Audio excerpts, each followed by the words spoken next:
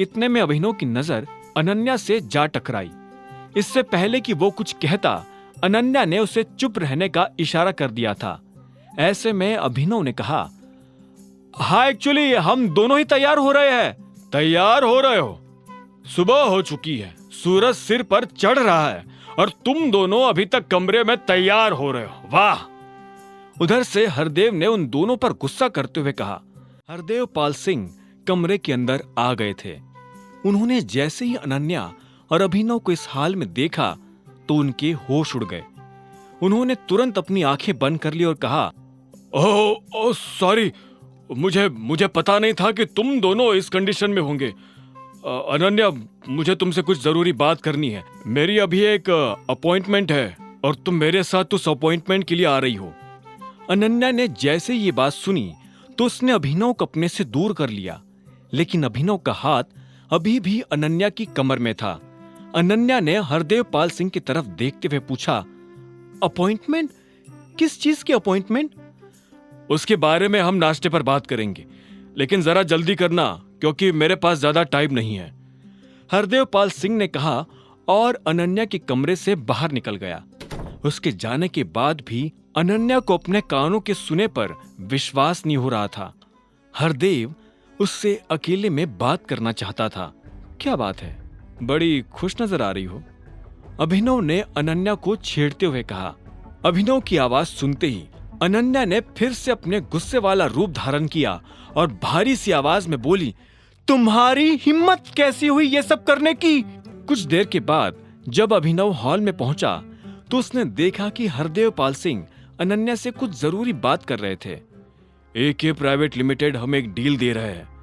वो चाहते हैं कि उस डील के दौरान तुम हमारी कंपनी को रिप्रेजेंट करो। अगर हमें ये कॉन्ट्रैक्ट हासिल करना है तो इसके लिए तुम्हारा मीटिंग में होना जरूरी है। जब अभिनव के कानों में हरदेव पाल सिंह की ये बात पड़ी तो उसके चेहरे पर मुस्कान आ गई। उसने अकरम को जो काम दिया था, अकरम उसे पूरा कर रहा था। अभिनव अनन्या को उसी के परिवार में उसकी खोई हुई पोजीशन फिर से दिलवाने वाला था। इस दौरान शर्मिला ने भी हरदेव की बात सुनी और अनन्या के पास आकर बोली, आय हाय, तब तो ये बहुत अच्छी बात है, तुम्हें जल्दी करनी चाहिए। शर्मिला को भी अनन्या के लिए ये मौका किसी वरदान से कम नहीं लग रहा था। अनन्या ने कहा, तो हम आपकी गाड़ी में साथ चलेंगे या मैं अपनी गाड़ी लेकर आपके साथ चलूं? अनन्या की आवाज में उसकी खुशी साफ झलक रही थी। अभिनव दूर खड़ा होकर उसे मुस्कुराते हुए देख रहा था। अनन्या ऐसे मुस्कुराते हुए और भी खूबसूरत लग रही थी। इतने में हरदेव ने अनन्या की बात के जवाब में कहा, हम दोनों अलग अलग गाड़ी में जाने वाले हैं। एक बार कॉन्ट्रैक्ट साइन हो गया तो उसके बाद तुम्हें तुम्हारी कंपनी के ऑफिस में जाना पड़ेगा।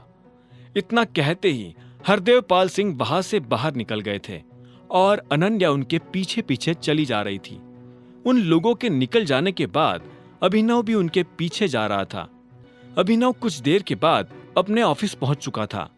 जैसे ही वो अंदर आया तो उसे सबसे पहले जैनी नजर आई।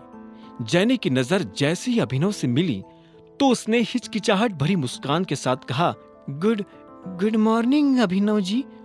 अभिनव भी उसकी ये बात सुनकर मुस्कुराया और बोला, गुड मॉर्निंग, और फिर वो ऑफिस में दाखिल हो गया।